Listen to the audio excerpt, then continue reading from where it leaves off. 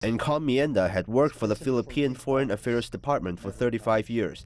He had dealt with maritime issues for a long time.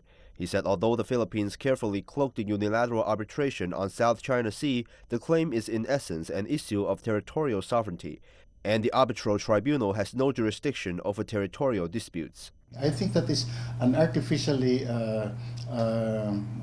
recourse by the Philippines to insist on first sovereign rights and not sovereignty.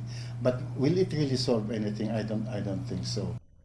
Based on the declaration of the conduct of parties in the South China Sea signed by China and ASEAN countries, including the Philippines, disputes should be solved through negotiations. The Benigno Aquino III government claimed that they initiated the arbitration after conducting over 50 consultations and negotiations with China. But Encomienda, who was then in charge of the negotiation, sees the situation differently. He knows that China has repeatedly tried to get the Philippine government back to the negotiation table, but Manila never responded. The former Philippine maritime official also said China should not be demonized in terms of the South China Sea issue, since it was the Philippines which first engaged in reclamation activities in South China Sea.